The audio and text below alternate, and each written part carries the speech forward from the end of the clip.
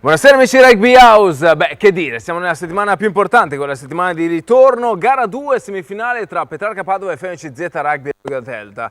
Oggi è una puntata abbastanza particolare, non abbiamo invitato dei protagonisti, ma abbiamo invitato dei giornalisti, i motivi, quelli che sono i punti su cui lavorare, su cui ragionare, su questa partita di ritorno. Ecco Giorgio, andiamo immediatamente a Padova per capire un po' Giorgio, l'altro Giorgio, dall'altra sponda dell'Adige, insomma quello che è il sentimento da Padova. Più che i 15 punti sembrano il 5-0 pesare, no? Su questa sfida. Tu dici? Penso. Ma non lo so. 5-0 vuol dire che nella gara 1 di semifinale una squadra ha giocato e l'altra più o meno ha assistito al massacro in diretta. Ripartire con un peso del genere contro qualsiasi squadra sarebbe comunque un'impresa pensare di farcela. Con Rovigo adesso non mi viene il sinonimo di... Non vedo come potrebbero, a meno che, e qui apprezzo da parte vostra questa quota industriale di scaramanzia, cioè secondo voi la partita è apertissima, vi ringrazio. Siamo abituati. Si respira quest'area anglosassone di fair play, bene sì, il Petrarca ha grossissime probabilità di successo e grandi possibilità di farcela, perché in fin dei conti basta segnare 4 metri e vincere per più di 15, quasi una sinecura. Sì. Ivan, insomma Giorgio ha fatto un po' di ironia a questo match. Giorgio fa il furbo come tutti i petrarchini, ma fa finta di dimenticarsi che nella finale del 2011 no. Scusa, non ricordo quindi se c'è una partita dove il Petrarca, secondo me, partendo da queste condizioni oggettive di sfavore che avete appena detto, Giorgio 1 e Giorgio 2, se c'è una partita dove può provare a venire fuori è proprio il derby, perché sfugge a qualsiasi tipo di controllo. È vero quello che si diceva anche prima, che il Petrarca ha fatto più di 4 mete in campionato, spesso, anzi quasi sempre con squadre di seconda fascia, di secondo livello, ma è anche vero che Rovigo le ha prese 4 mete da quelle squadre, la Lazio, il Reggio Emilia, e quindi per questa sommatoria di cose, la storia del derby e la storia di questa stagione, Rovigo è oggettivamente favorita. Ha capovolto secondo me la situazione con cui si era presentata a gara 1 di semifinale. Adesso è Rovigo che ha in mano il proprio destino, a mio avviso, però non si può ancora dire insomma che sia chiusa. Ecco Giorgio, noi stiamo vivendo da un lato ovviamente questa sfida, è ovvio che quello che sono i rumors mediatici su Rovigo sono molto importanti e quello che esce da Padova è, come posso dire, è molto limitato, non si capisce bene come si sta svolgendo questa settimana, quelle che sono le sensazioni. Ecco, tu che sei un insider da questo punto di vista, come sta vivendo il Petrarca questa sfida? Guarda, parto dalla premessa che hai fatto, che è giustissima, un'osservazione, e questo è un dato storico, può testimoniarlo Ivan che ha lavorato e vissuto a Padova. Una delle grandi forze dell'ambiente Petrarca è stata questa capacità a un certo punto, quando serve, un po' di ovattarsi, non dico di nascondersi, però di ovattarsi. Andando a leggere negli annali del triangolo del rugby, diciamo Padova, Rovigo e Treviso, si nota che al di là delle 1000 differenze di natura anche culturale, antropologica, di polemiche condivise con il pubblico, Padova ne ha vissute 0 o poco più di 0. Treviso invece è proprio l'archetipo dell'immagine dove tutto quello che accade dentro accade anche in piazza, anzi alle volte le cose importanti nascono in piazza o nascevano in piazza e poi si trasferivano in società. Ecco, Padova da questo punto di vista si è costruita negli anni, probabilmente perché ha origine in un ambiente che apertissimo non era, quindi no, per carità, però è vero, quindi io sono un insider perché ho portato quella maglia, perché molte cose mi legano a quell'ambiente, ma non ho frequentato neanche una seduta di allenamento, quindi non ti saprei dire come l'hanno preparata. Posso intuire, ho chiacchierato un po' con Cavinato, che lui con me si sfoga perché possiamo parlare in dialetto, abbiamo lo stesso codice, e più o meno ho ripetuto quello che ha detto in conferenza stampa qua, cioè praticamente non mi ha detto niente. Ero curioso di sapere se avrebbe insistito con una certa scelta di uomini in prima linea, Irving in tribuna, tanto per essere, e mi ha risposto con l'espressione dialettale che vi risparmia, comunque vuol dire pensa alle tue cose, non è il caso di farmi questa domanda. E al di là di questo so di Ragusi che non potrà esserci per infortunio, e poi penso che abbia anche abbastanza opzioni da un punto di vista così dello scacchiere. Lui è uno che le partite le prepara con una accuratezza ai limiti del maniacale, e di questo gli va dato atto, ed è un aspetto sicuramente positivo. Forse credo che nella storia di Petrarca abbia affrontato poche partite formato ultima spiaggia come queste, perché è vero che nel 2011 lì era una partita che ogni pronostico dava a Rovigo sulla scorta di una stagione regolare che aveva detto che Rovigo era una spanna, forse anche uno spanno e mezza più forte. Poi alla prova dei fatti si è verificato che siccome le squadre si cominciano a fare in prima linea quel giorno era più forte del Petrarca e ha vinto, quindi non è stato un miracolo della scienza. Questa, se mi permetti, io a mia memoria non ricordo una partita di ritorno così sbilanciata nei numeri, potrei sbagliare. Può assomigliare secondo te, Giorgio, a quello spareggio in regular season sbagliato dal calcio di Iki, in cui c'è stato il pareggio praticamente al plebiscito qualche anno dopo il 2011? Tu parli di prima linea, parli di Irving, è anche vero che Irving alla fine nei 2 match con Rovigo ha sofferto abbastanza la prima linea del Rovigo, nel senso che era uno... Tu hai parlato con Cavinato? No, io ho visto questo le è partite. esattamente il motivo. No, ce n'è un altro che adesso posso anche svelare. Il secondo è che, siccome non a caso ti ho parlato di attitudine professionale ai limiti del maniacale, ma credo che lo facciano tutti i grandi allenatori, lui ha, o si costruisce o si fa fare, le statistiche delle illegalità fischiate dai vari arbitri nelle varie situazioni, e la coppia Liperini, che era qui Irving, dava un botto di... dall'altra parte. Ecco. Quindi ha detto sta fuori perché già ti hanno incartato, in più con sto arbitro qua ti fischia tutto, e così abbiamo preso 33 punti perché la matematica a volte è un'opinione, insomma. Ivan. Sì, anche secondo me, insomma, questo era uno dei misteri della semifinale d'andata, no? Quello del perché uno ha il pilone ritenuto più forte o tra i più forti del pilone destri del campionato, è straniero, e nella semifinale, cioè la partita più importante, non gioca lui, non gioca nemmeno l'altro straniero a Fualo, scusa. E nemmeno Costa poi tra l'altro dall'inizio in prima linea. Sì. E quindi insomma mi viene da pensare anche che se non era un problema fisico ma una scelta tecnica, come è stato detto, forse il mercato non è stato così fatto bene, perché cioè, se tu lasci fuori 3 stranieri su 4 nella partita decisiva o in una delle partite decisive, qualcosa non funziona.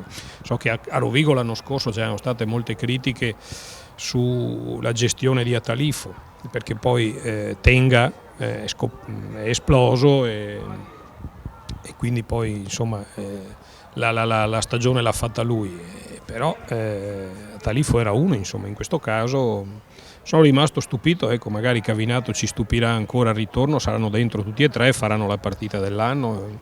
Potrebbe essere, anche perché poi magari ritorniamo sulla formazione di Cavinato in gara 1, perché qualche sorpresa sicuramente a prescindere dalla prima linea. Anche Rossi, mi aspettavo anch'io Rossi titolare, invece... Lo stesso Fadalti che ha fatto 20 minuti, che va bene che ha giocato, cioè la prestazione di Fadalti si è anche esaltata al confronto della pochezza dei compagni di linea, però c'è stato qualcuno che ha avuto un'idea di superamento del vantaggio, è stato lui negli ultimi 20 minuti a partita chiusa, per carità. No. Sì, tra l'altro collegandomi a Fadalti, Rossi anche nella partita di ritorno in regular season, vuol dire, ha offerto una prestazione sicuramente di ottimo livello, a prescindere dalla meta effettuata. È un ragazzo con ottime gambe che poteva mettere in difficoltà Rovigo.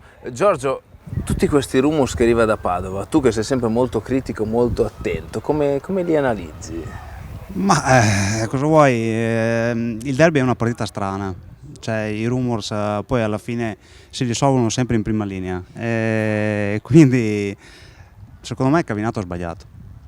Cioè, in gara 1 dici? In gara 1, okay. Ma ha sbagliato anche nel match di andata al plebiscito. Il 20-20 quindi Balboni, la vittoria Balboni ha fatto una partita spettacolare, certo. Irving a un certo punto l'ha tolto, era il 30esimo se non ricordo male, c'è qualcosa che non va, nel senso che, per carità, la mischia del Rovigo è forte perché comunque c'è uno specialista che l'allena e poi ci sono anche dei giocatori di spessore. Tra l'altro abbiamo un ex petrarchino che sta facendo un campionato, Jacob sta facendo un campionato spettacolare, quindi non lo so, alla fine della fiera si decide tutto lì. E poi c'è il dato della meta tecnica segnato con le seconde linee della mischia. Con Bordonaro e Balboni. Quando dentro ci sono state le due panchine in qualche maniera della mischia, la mischia del Rovigo, che riguardando i dati poi, adesso non mi ricordo, ma non era così dominante come ci si può aspettare, mi pare che ne ha vinte 7 Rovigo e 5 Padova, insomma comunque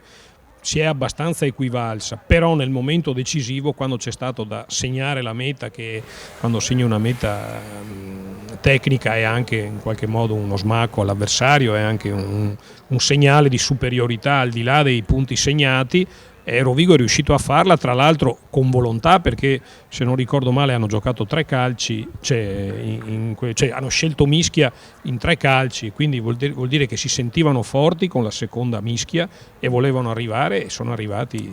Grande confidenza, quindi. Sì.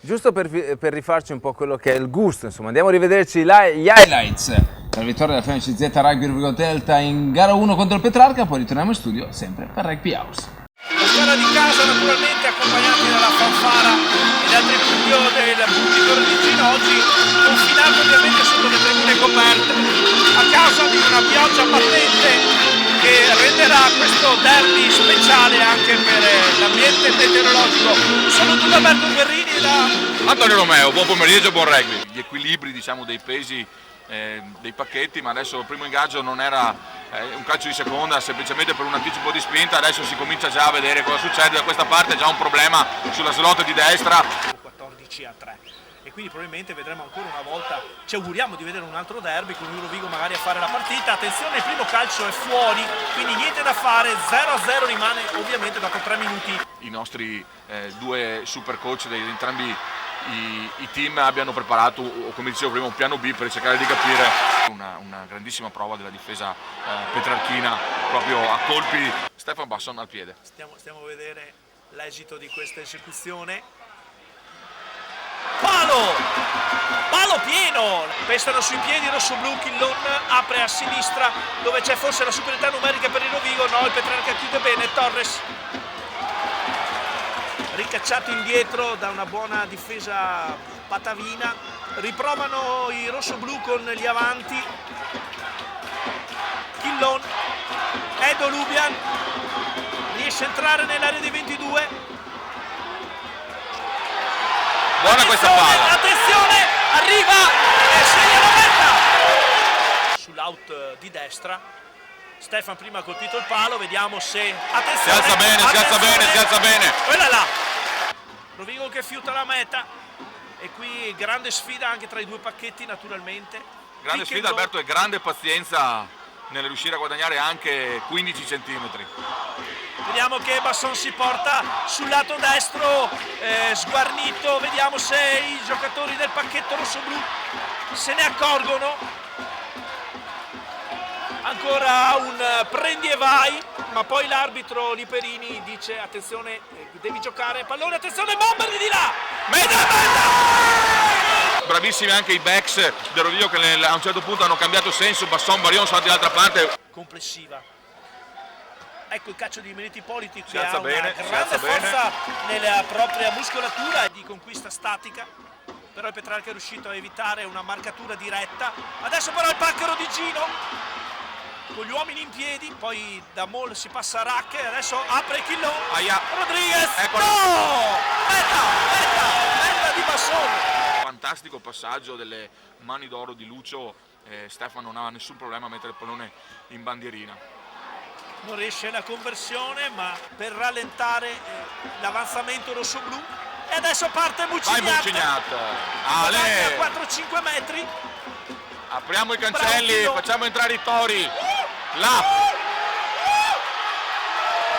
Bonus, signori, bonus, doppietta di Basson. A farci capire se effettivamente può essere così. Sicuramente la partita del Petrarca nei prossimi 40 minuti. l'occupazione del campo rispetto alla difesa rossoblu che non si fa trovare impreparata. Abbiamo spostato Majstorovic, adesso siamo sulla linea di meta. Attenzione, Cicchinelli andrà in seconda, quindi giocheremo con 4 terze linee. Meta del Petrarca. Poco importa, arriva la conversione, 26-13. Vediamo l'introduzione di Chillon. Ancora una spinta del pacco rossoblu.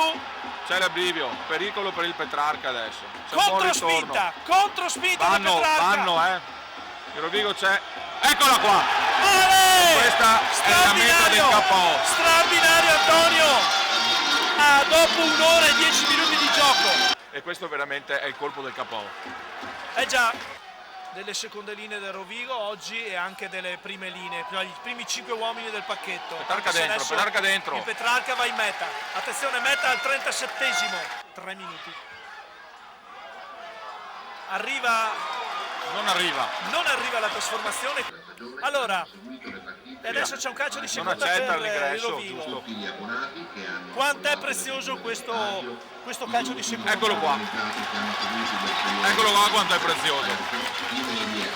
Allora amici di Rugby House, la partita si conclude, gara 1 di semifinale. FMCZ Rugby Rovigo Delta parte Petrarca Padova 33-18. Antonio. Abbiamo rivisto gli highlights della vittoria della FMCZ Rugby Rovigo Delta col Petrarca Padova in gara 1. Riguardando questi highlights, Giorgio, dov'è che il Petrarca dovrebbe migliorare e Rovigo dovrebbe comunque riqualificare e mantenere la propria qualità? Allora, secondo me deve assolutamente migliorare in mischia chiusa, perché E questo è il Petrarca? Questo è il Petrarca. Migliorare il Rovigo, quello visto sabato è un problema, cioè, meglio di così. Forse l'unica pecca della partita è l'ultima meta, che è una meta in più subita, che forse si poteva evitare. Quella è forse l'unica pecca, però obiettivamente il Petrarca aveva preso possesso del territorio, insomma era anche un po' difficile da difendere. Perché Rovigo aveva appena salvato una meta all'inizio del secondo tempo. Diciamo che ci può stare, comunque per carità ci sono anche gli avversari. Quella lì è forse l'unica pecca, ma per il resto in attacco è stata incredibile. Rodriguez ha fatto una partita spettacolare. Mi ricorda la semifinale col Mogliano dell'anno scorso.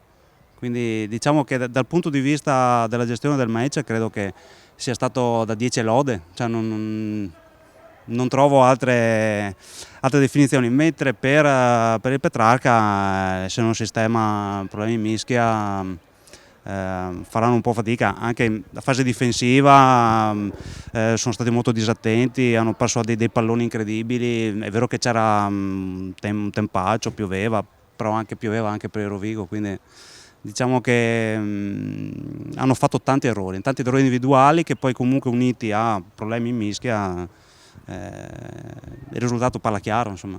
Ivan, secondo te? Secondo me, se c'è un campo asciutto e una giornata non di pioggia, già questo alzerà il livello del Petrarca, a mio avviso, perché la chiave dell'andata, oltre a quello che è stato detto, è stato proprio l'adattamento alle situazioni climatiche, no? È vero che c'era anche per Rovigo, però Rovigo si è adattato, Petrarca no. Con un campo asciutto, parlando con l'ambiente rodigino, è abbastanza fiducioso di fare comunque una buona partita, però sono convinto che questo potrebbe diminuire il gap e dare qualche chance in più al Petrarca. E poi a mio avviso deve trovare efficacia, perché anche nel match d'andata ha giocato di fatto 40 minuti sul campo del Rovigo ed è riuscito a fare 2 mete, che sono quelle che non è poco in effetti, certo. Perché fare 2 mete a Rovigo non è poco, però con la supremazia che ha avuto deve trovare il modo di rendere più efficace questa occupazione territoriale. E dopo la difesa, se Rovigo sceglie di fare una partita difensiva, rischia di inguaiarsi in effetti, perché difendere 80 minuti comunque non è facile. Se invece Rovigo riesce e quindi invece Petrarca dovrà fare proprio questo, spingere Rovigo a fare la trincea, allora secondo me ha la possibilità di farla saltare. Se invece Rovigo riesce con i calci e con la gestione tattica ad occupare il campo, a giocare lontano dal proprio campo, a non prendere mete da lontano, che gente come Fadalti, Rossi e i 2 Figiani possono sempre costruire, allora può farcela. Quindi Quindi Ivan, tu dici più territorio che possesso, insomma, per trovare delle soluzioni. in questo Sì. match. Giorgio? Beh, allora, io non sono un appassionato dei numeri in generale, però osservo che l'ho vista da qua la partita in tribuna stampa, erano anni che non vedevo in eccellenza, quindi per carità, con tutti i limiti, non è il super rugby, non è il top 14, però in eccellenza vedere che una squadra commette 5 in avanti in un tempo su un calcione alto col difensore più vicino a circa 20 metri era roba che non vedevo da quando giocavo io giocavo nella preistoria del rugby, quindi erano i tempi in cui oggi stiamo tranquilli, tanto quell'estremo non ne prende una, calciamo là, ma non per andarla a riprendere o per fare pressione o per portare sulla rete, perché tanto sbagliamo, andiamo a fare una mischia, e l'ho vista fare dal Petrarca, quindi secondo me il dato fondamentale, e spero, parlo da tifoso, irripetibile, è questa percentuale altissima di errori, insomma 5, credo siano 6 palloni alti senza pressione degli avversari sbagliati, uno di Nicora in mezzo ai pali sui 22, sono portato a pensare che non li ripeteranno. Questo sono nato per una questione statistica. Sempre ringrazio mi veniva a dire che siete in versione serpente, ma non è vero, si vede che fate fatica. Siccome i numeri serpente è il termine che usa Munari, molto petrarchino. Era per non dire vipera, che era femminile, non volevo. Sì. No, invece l'altro dato è che comunque la si voglia vedere in stagione regolare, queste due squadre nei loro scontri diretti hanno fatto una vittoria di Rovigo e un pareggio, no pari, una vittoria di Rovigo del Petrarca e un pareggio. È vero, scusa, dimenticavo, è bello, ora vince il Petrarca, mi sembra. Ecco, di 16. Ecco, tu dicevi, Giorgio, è improponibile pensare che il Petrarca possa sbagliare quanto ha sbagliato. Non ripeterlo perché guarda, tocca, sono di legno. No, ma lo ripeto volentieri. Grazie, lo sapevo. Sì, non lo dico più. Sì, diciamo che per la legge non scritta una nefandezza del genere la fai una volta nella vita, insomma, io per carità. Oltretutto, ho parlato anche di questo con Cavinato, lui mi ha assicurato, e non ho motivo di non credergli, che la scelta di quel triangolo profondo era stata fatta sulla base di rilevazioni statistiche che davano Bettin, Ragusi e Minniti come i più dotati sulla presa al volo. E infatti ha sbagliato Nicora. Però in realtà ha sbagliato anche Bettin. Ma porco cane. Ecco, probabilmente è stato uno di quelli. Ragusi no, si è fatto male subito, ma voglio dire. No. Aveva azzeccato Cavinato, ha sbagliato Nicora. Sì, comunque a parte questo c'è anche una questione del triangolo allargato legato al gioco al piede, che sicuramente con questi effettivi che ha messo in campo poteva mettere un po' più in difficoltà Rovigo, cosa che non è riuscito poi alla fine a fare. Giorgio, si è detto il maltempo ha avvantaggiato Rovigo. Secondo te ha avvantaggiato Rovigo per l'interpretazione che Rovigo ha dato del maltempo, o a prescindere dalle caratteristiche di Rovigo, perché pare che il meteo dia maltempo anche nel weekend? Guarda, io il metodo non l'ho guardato, però Rovigo ha giocato come se ci fosse sole pieno, ha giocato alla mano, ha giocato con intelligenza, quando ha mosso il pallone lo ha fatto con competenza. Forse ha perso un pallone, credo, a memoria, l'ho rivisto 2 volte la partita, ma credo abbia perso un pallone solo, e quindi... Anche questa è la statistica. Che non ha detto Giorgio. e diluviava, quindi diciamo che questo qui è un discorso che vale solo se giochi eventualmente con il pacchetto. Se è un pacchetto tanto forte o tanto dominante, è chiaro che il terreno pesante ti può dare una mano. Però abbiamo mosso il pallone e lo abbiamo fatto alla grande, direi, quindi insomma, questo qui è un discorso secondo me che vale quello che vale, dipende sempre da tanti aspetti, dipende da come imposti il gioco. Credo che abbiano impostato la partita come l'avevano preparata, pioggia o non pioggia, e abbiamo giocato bene. Basta numeri, però un'immagine che mi sono portato nel viaggio di ritorno per cercare di sollevare la situazione è quella di Chillon. Chillon è un prodotto del vivaio del Petrarca, l'ho seguito quando io ero al Petrarca da quando aveva 12 anni, e quel, non so se ce l'avete presente, ma io ho fatto un balzo quando l'ho visto, quel cambio di fronte su un avanzamento quasi lineare, Assolutamente. dove tutti i testi e tutti i testi sacri del rugby dicono che devi giocare il senso. Il senso, Questo che fa perno, alza la testa, mette una palla all'altezza e gioca un 3 contro 1 Penso fuori. che Rodriguez Lui a un lo certo punto faceva gliela chiami. Soprattutto bene, merito di Rodriguez. Lui lo faceva a 11 anni.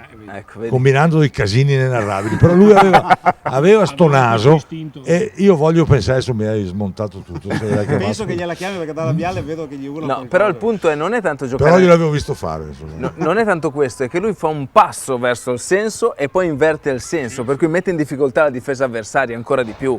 Cioè, è ovvio che poi noi siamo già pronti con Lucio e tutta la linea 3/4 per attaccare. A me piace pensare che si fosse accorto che la linea aveva fatto il soprannumero, Certo. e che abbia preso la decisione di girarsi quando si è accorto che anche il senso della difesa cercava di anticipare in fuori, che è il talento di un mediano di mischia. Assolutamente. Infatti parlavamo la settimana scorsa, sicuramente la mediana Alberto e Lucio Rodriguez ha avuto la meglio su Sua e Nicola nel corso della partita. Poi dicono sì, effettivamente è più facile per una mediana gestire la partita con una mischia preponderante rispetto a quella avversaria. Però penso che sia stato sicuramente migliore la mischia del Rovigo rispetto al Petrarca, ma non così esageratamente, ecco, per cui c'è stato sicuramente il talento di Alberto, che tra l'altro ha fatto una stagione strepitosa. Poi è ovvio, Lucio è riuscito ad attaccare la linea in maniera strepitosa e fissare, E allargare. Majstorovic è rimasto in mano una palla che mi dicono sia Altra statistica. da anno bisestile. No, questa se ci segue niente di personale, me l'hanno riferita in tribuna stampa e se ritieni ti dico anche chi è. I soliti serpenti Non qui. petrarchini. O vipere. I soliti serpenti petrarchini. A proposito di serpenti e vipere, andiamo a sentire Simone Varrotto che ci fa un suo spaccato della settimana alla Guizza, quindi al Petrarca, di quello che sta succedendo in questi giorni per la settimana di ritorno di gara 2 della semifinale scudetto. 15 punti di distacco e un bonus pesantissimo in chiave classifica. La semifinale di ritorno tra Petrarca e Rovigo si presenta come una corsa ad handicap per i padroni di casa, che domenica alle ore 17, allo stadio Plebiscito di Padova, dovranno compiere una vera e propria impresa per ribaltare il risultato maturato al Battaglini lo scorso 6 maggio. Sotto il diluvio, i rossoblù di McDonnell e Wright hanno letteralmente sbranato i tuttoneri di Cavinato, in quanto ad aggressività, cattiveria agonistica e rendimento, segnando 5 mete e concedendone solo una ai rivali di sempre, apparsi quanto mai disorientati e scarichi.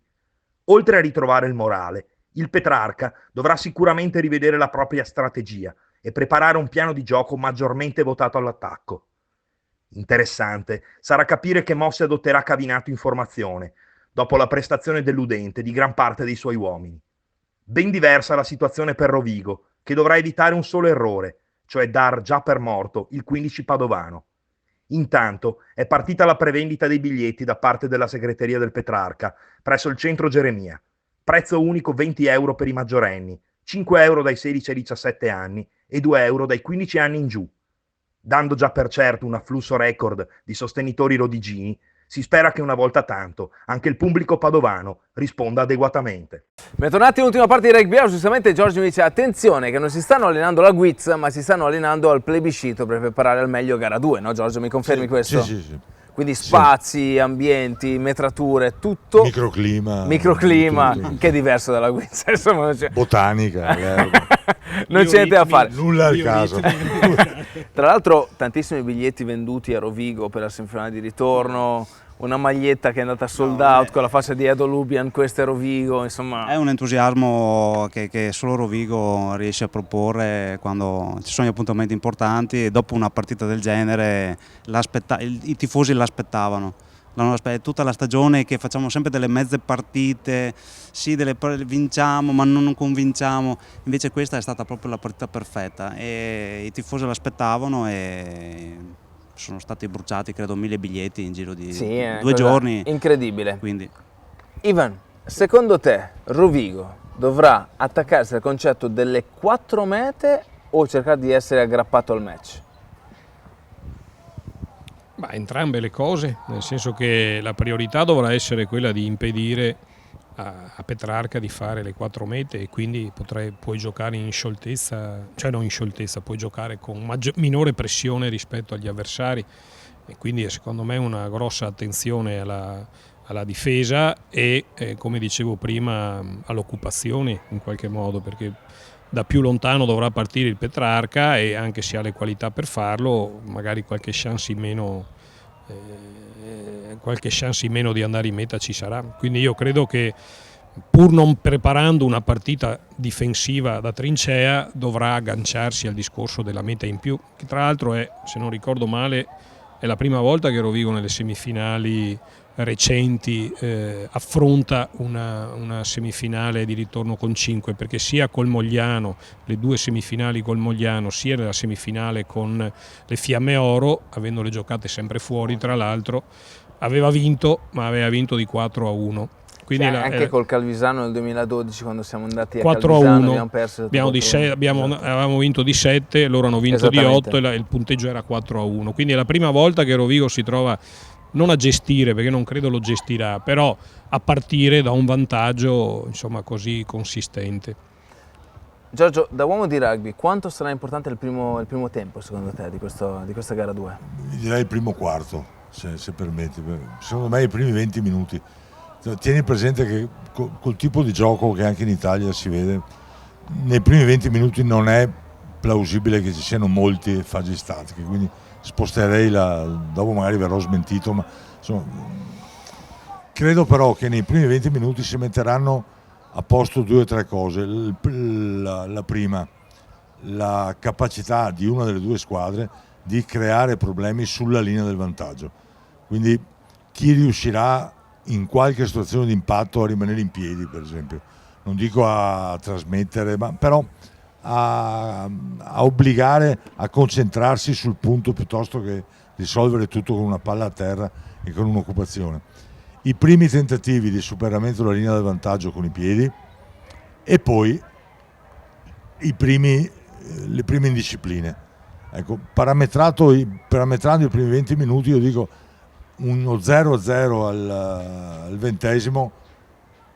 Uno 0-0 al 20esimo dice che o Rovigo c'è e sta comandando comunque,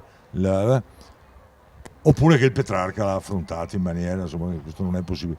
Viceversa, il Petrarca che nei primi 20 minuti, butto là, mette dentro 10 punti, anche se non credo piazzeranno, ma no, voglio dire, metti una meta e un drop che ti scappa, no? E allora la partita si apre. Ecco, io i primi 20. Tu pensi siano più importanti i primi 20 che gli ultimi 20 a questo punto di vista? Una domanda più facile. Rispondimi allora. Sì, dai Tom.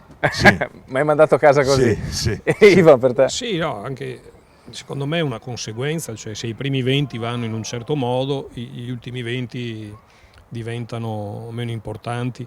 Un elemento da considerare, cioè che renderà anomala la sfida, è proprio questa della disciplina, perché il Petrarca, presumo, come dice Giorgio, che se beneficerà dell'indisciplina del Rovigo, però cercherà di utilizzarla per andare in touche, non per avanzare di punti, e quindi anche questo è un dato significativo. Rovigo quest'anno ad esempio ha dimostrato di non saper difendere sempre bene sulle rolling maul, e quindi se Petrarca preparerà, e mi pare che ne abbiano segnato anche qui la seconda meta sono entrati di rolling maul, se riusciranno a sfruttare questa fase, no, e Rovigo non riuscirà a difendere come appunto abbiamo visto, ha preso rolling maul da squadre anche molto più deboli del Petrarca, la situazione potrebbe diciamo andare a vantaggio del Petrarca in questa prima fase. Anche se è vero, Ivan, che comunque qui Rovigo ha difeso abbastanza bene sui drive del Petrarca, non contendendo immediatamente quello che è la struttura della rolling maul, e questo forse in parte ha messo anche in difficoltà l'attacco petrarchino. Probabilmente Cavinato avrà studiato qualcosa, Giorgio, per controbattere le mete in spinta, il raggruppato penetrante come termine tecnico. Sono concettualmente indifendibili, perché tu arrivi a strutturare una situazione in cui fra la palla in tuo possesso e il primo fronte di contatto di possibile intervento dell'avversario possono esserci anche 3 uomini. Sì. 3 uomini sono 5 metri, quindi o fai il giro e vai in fuorigioco o fai crollare e non si può. Tutto nasce, tutto si accende o si spegne nel momento in cui il saltatore viene a terra. Costituzione, esatto. Il sacking ormai è entrato in disuso perché sono state trovate le contromisure. Cavinato ha dimostrato di conoscere bene le dinamiche di questa forma di gioco. Se tu rinunci a fare 3 punti per andare in rimessa laterale a meno di 10 metri è evidente che l'obiettivo è quello. Ti giochi quella, insomma, non vedo come non possa non averla rilavorata in settimana. È vero, però hai ragione che qua Rovigo è riuscito a mettere ha fatto un misto, mi ricordo. Sì, non dava dei punti di riferimento. Contendo, sposto, non sposto. Ci aveva provato per tutta la stagione, devo dire, ma non con i risultati di confondere l'avversario come questa volta. Tra l'altro Petrarca qui fece una delle mete più belle della stagione, quella su quel penal touch in cui loro spostarono l'asse di gioco con una ricezione che poi spostarono l'asse in maniera da entrare immediatamente col drive nella partita di ritorno. Poi c'è un dato, secondo me, anche questo storico recente di Rovigo, che spero da Rodigino, insomma, che la concentrazione resti alta per tutti gli 80 minuti. Rovigo ha già dato prova di avere cali di concentrazione quando il match crede di averlo in mano, dalla finale con le Fiamme Oro ad altre situazioni, insomma. Quindi se la partita dovesse mettersi bene i primi 20 minuti, mezz'ora, dove sembra che oltre al vantaggio notevole acquisito all'andata magari acquisisci un vantaggio o comunque non perdi punti, bisognerà capire se Rovigo ha ritrovato questa maturità. Ad esempio l'anno scorso poi l'aveva ritrovata nella finale scudetto, ha trovato questa maturità di tenere alta la concentrazione fino in fondo, perché poi bastano una meta o 2. È vero che con le 4 non è come con i punti, che insomma, se devi recuperare 10 punti è un conto, se devi recuperare 15 punti è anche il punto delle 4 mete, però punto di domanda anche sulla capacità di mantenere la concentrazione in una situazione così favorevole fino alla fine. E tu dicevi, meglio per Rovigo restare sempre al limite la concentrazione e restare in partita, e non pensare di aver acquisito quello che meglio per Rovigo sarebbe essere 20-0 dopo 20 minuti e mantenere la concentrazione. È festa finita. Però non si può avere tutto dalla vita. Non si può avere tutto dalla vita. Non sarebbe necessario. Non occorrerebbe rimanere concentrati a quel punto. Amici Rugby House, ultima parte prima di gara 2 di semifinale col Petrarca. Domenica, ricordiamo, domenica al plebiscito. Noi abbiamo come ospite Giorgio Sbrocco, scrittore, giornalista. Io ve lo dico in confidenza, anche se lui ovviamente ha come crescita, come dire, Petrarca, Padova e tutto il resto, ha un lato piccolo forse che è rosso-blu. Giorgio, comunque hai curato la tesi di Peter Pavanello quest'anno, no? Se non in quanto giocatore del Rovigo, anche se il cognome mi diceva qualcosa avrei dovuto capirlo. No, diciamo però questa esperienza che è importante. Sì, io insegno all'Università di Padova e il secondo semestre lo faccio a Ferrara, insegno scienze motorie e di mio, proprio perché so quanto è difficile finire in tempo, a tutti coloro che mi chiedono di poter fare la tesi con me, non penso di aver trovato il nuovo premio Nobel per nessuna materia, e dico sempre di sì perché cerco di aiutarli.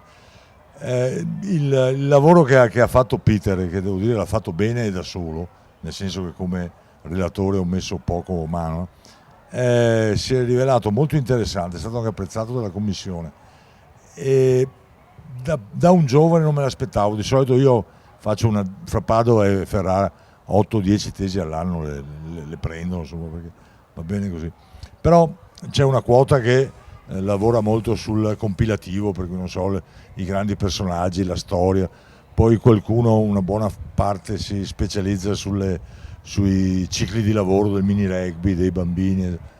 Questa invece mi piaceva perché Peter è partito da un dato antropometrico, proprio quanto erano grandi, alti e pesanti i giocatori di rugby di alto livello degli anni 70, 90, 2010.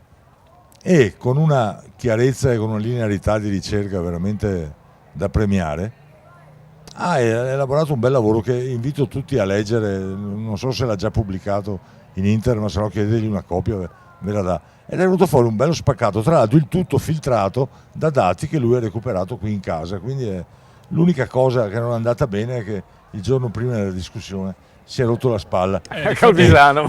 No. a Calvisano e ha discusso la tesi veramente dolorante perché non stava benissimo Vedi, questa è la teoria petrarchina, cioè è riuscito a toglierci un giocatore in vista delle semifinali. Hai capito?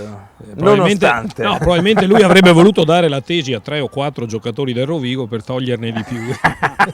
È riuscito solo con Peter. non è il primo peraltro, un altro bel lavoro di tesi un anno fa l'ho fatto con un ragazzo di Rovigo ma che gioca a Badia. Chi è? Che si è infortunato. Mi perdonerà ma non conosco il nome, no, non mi ricordo, non lo conosco. Comunque è importante anche questo, sono dati importanti, voglio dire, e a noi fa piacere. Aveva tutto fatto un ciò. bel lavoro, lui invece aveva strutturato un lavoro di tipo organizzativo, cioè come dovrebbe funzionare un settore giovanile di un club. E lui mi pare che in quel periodo era a Badia o a Frassinelli, non me lo ricordo. Però lui è di Rovigo, sono sicuro, peraltro ho conosciuto anche la mamma che è venuta alla presentazione di un mio libro, ma il cognome mi dispiace, non me lo ricordo. Saluto. Ecco, a proposito dei tuoi libri, Giorgio, cosa bolli in pentola? Cosa stai facendo? Adesso cosa stai proprio lavorando? fresco, ma mi pare, non so se è proprio il caso, sto Certo che completando lo è. con un collega del Gazzettino di Padova il libro per il 70° anniversario di fondazione del Petrarca. Ci mancherebbe. Un libro che a Rovigo andrà a ruba, quindi Assolutamente, penseremo c'è già la gente in fila. a un'immediata ristampa. Chissà se c'è una foto anche del Rovigo. Sì, no, c'è anche Maci Battaglini. Allora siamo a posto. C'è anche Perché è Maci allenato a Battaglini. Padova. Ovviamente sì. Solo perché è allenato a Padova. E l'uscita prevista? L'uscita avevamo pensato, siccome non siamo superstiziosi, dico il 70° anniversario, andiamo in finale, vinciamo lo scudetto, usciamo il 28. Giustamente. Adesso abbiamo cambiato linea.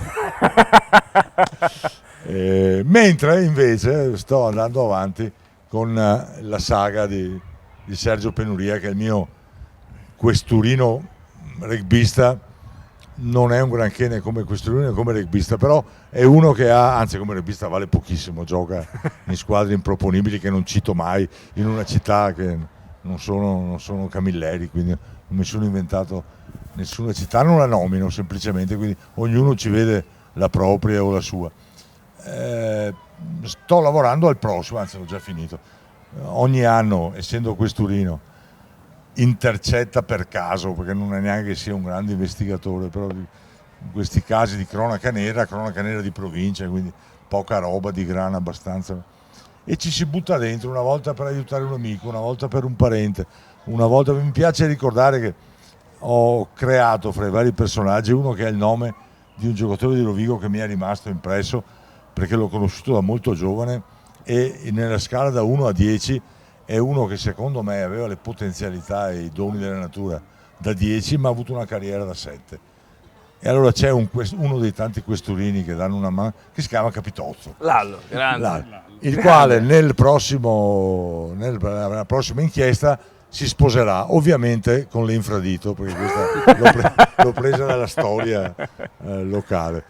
E questo è il mio personaggio, insomma è l'immagine secondo me fedele di cos'è veramente il rugby, che non è tutto per sfortuna, non è tutto Rovigo, non è tutto la città in mischia, non è tutto il Battaglini che freme o che adesso si trasferisce a Padova. Magari avremmo qualche problema in meno a battere la Scozia, azzardo, se avessimo 100 Rovigo invece non ce l'abbiamo, però abbiamo questo sottofondo di questa rete di gente. Io uso questa immagine perché mi è rimasta, insomma, che si sveglia più o meno alle 7 di mattina, uno mette in moto un camion, un altro apre una bottega, uno cerca di farsi pagare delle fatture, un altro cerca clienti, uno, i più fortunati, vanno a scuola e fanno gli statali, ma insomma, e poi improvvisamente alle 6 non sei giornalomo, non lo diventerai mai, domenica è una partita per te importante alla quale verranno una trentina di parenti e anche tua moglie se non hai litigato, però prendi le stesse botte, fai la stessa fatica e ci metti lo stesso cuore. Quella gente secondo me tiene in piedi il rugby italiano, e a quella gente va detto grazie, ecco, è una forma di ringraziamento. Ivan, storie di tutti i giorni che sono un po' le storie nostre che viviamo ormai da anni, che viviamo in realtà come appunto quelle di Rovigo, Padova, delle province storicamente legate a questo mondo che portano avanti un sistema come quello del rugby italiano. Sì, Giorgio è riuscito con questa finzione letteraria a dare corpo e anima a un personaggio appunto che potrebbe essere distribuito in decine e decine di queste città, a Rovigo stessa anche, perché è vero che appunto i battaglini come anche Padova, l'Aquila o altre piazze storiche sono il vertice del rugby italiano, però anche qui insomma c'è tanta gente che vive il rugby in questo modo, insomma non c'è solo Nas Bota, c'è anche appunto Lalo Capitozzo, anche chi gioca a Frassinelle o da altre parti, quindi è molto bello questo. Io ho avuto l'onore di avere in anteprima nella prima puntata e poi gli ho fatto anche una recensione sbagliando perché mi ha raccontato una cosa invece ne ha scritta un'altra. Comunque anche questo fa parte del serpente petrarchino, hai capito? Insomma, vipere e quant'altro. Tanto libro presentato anche in Clubhouse Rovigo, io c'ero la serata, per cui insomma Con Capitozzo presente. A sorpresa.